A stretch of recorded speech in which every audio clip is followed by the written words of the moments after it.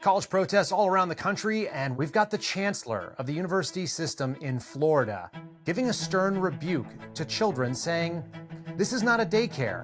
Are they really talking to the kids, or are they talking to their parents?" One of my best buddies likes to say that you have two choices in life. You can prepare or you can repair.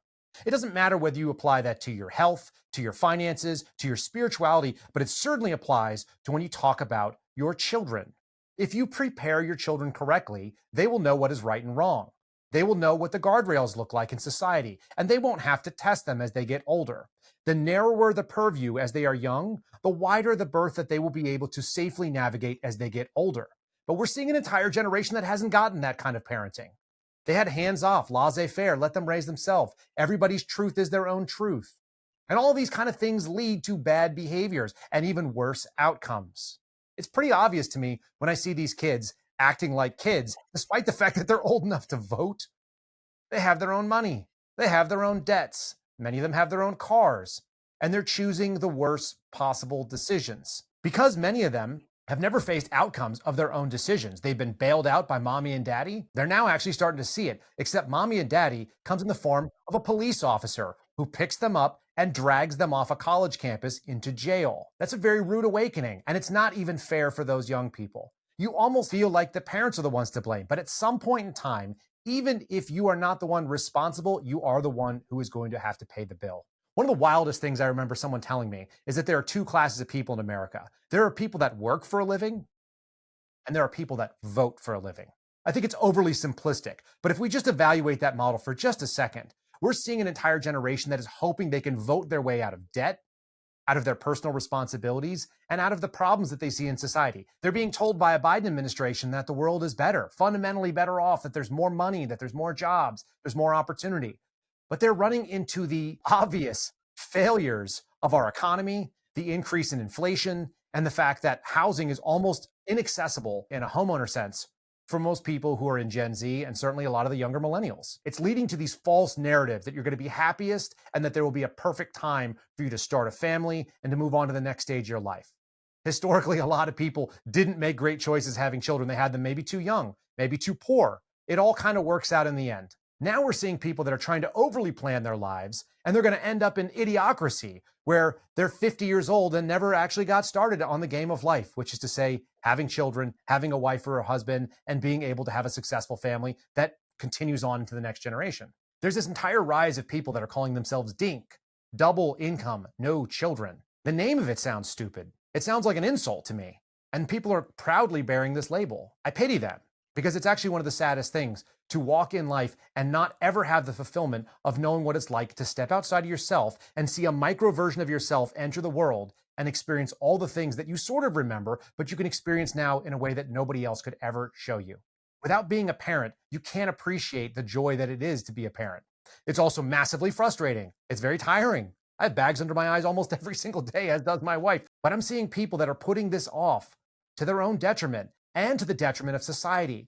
We're seeing a collapse in birth rate. That is a fundamentally dangerous metric to see. It means that we think that we've moved on from procreation, the fundamental purpose that we're biologically on this planet for. And if you move on from what's important, you're going to have an unfulfilling experience. You're just living for yourself. What's amazing is that there are some major thought leaders, influencer types, and entertainers that are coming to this exact same conclusion. People like Joe Rogan are saying, what if there was a guidebook or a rule book that would help us navigate optimal human happiness? He's right on the edge of realizing that his Catholic upbringing actually gave him that a long time ago, and he may actually come back to it. We're seeing intellectuals like Jordan Peterson, who have told young men that the most important thing they can do is pick up a heavy burden, probably a burden heavier than they can bear, and they can walk forward and find meaning in the suffering that exists in life. And then possibly one of the most hedonistic entertaining figures that we've had in a generation, guys like Russell Brand just got baptized, has gone through the entire process of having all of the money, all of the wealth, all of the capabilities to enjoy life at whatever level he wanted, and still finding that there was something lacking, and then realizing that it comes back in a form of humility. and humbling yourself in front of the cross. It's a beautiful story. What would be nice is not making these young generations of people who are out there rioting on college campuses and trying to take over buildings, not making them wait 20 more years into their 40s before they can find fulfillment. By that time, it's going to be too late for many of them, and they may not have a chance to actually get back on path. One of the reasons why we teach our children what right and wrong looks like is because we help orient their compass. Anybody who's ever done land navigation and gone out into the wilderness, the first most important thing is, what does your map show? Where are you on the map?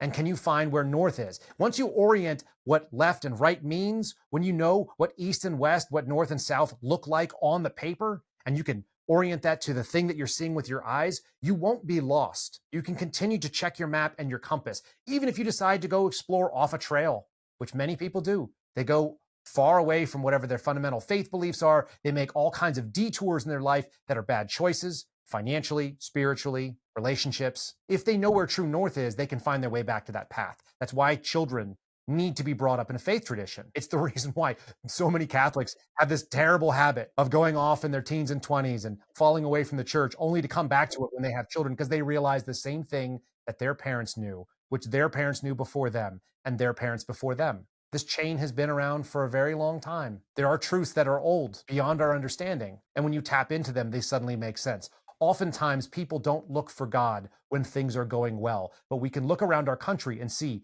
things are not well. The kids are not all right. The finances are not good. That's a wild time to be alive, and not in a good way. But those difficulties often bring us back to God and make us remember that we are not the divine power, that there is more than ourselves. And if you start looking to government for your solutions, you will be sadly mistaken, and you will be very much let down. We can do something right now. We can prepare. We can focus on what is important, because as bad as things are right now, the odds are they're going to probably get worse before they get better. And you might as well start taking the steps today to help discipline your children, to hone their sensations, to give them that narrow guidelines and that boundary, so they're not so far off the mark that they're going to experience awful discomfort and the need for incredible repair. You got those two choices. Prepare now, repair later. At some point, we're all going to face death, which is to say we're all going to face judgment. If we can remember that judgment is coming, whether it be from the civil society or whether it be in the spiritual plane, it can help focus you, give you a left and a right boundary, and you can keep it a little bit closer between the lines. I'm Kyle Seraphin. I appreciate you guys joining me. God bless you. We'll see you again next week.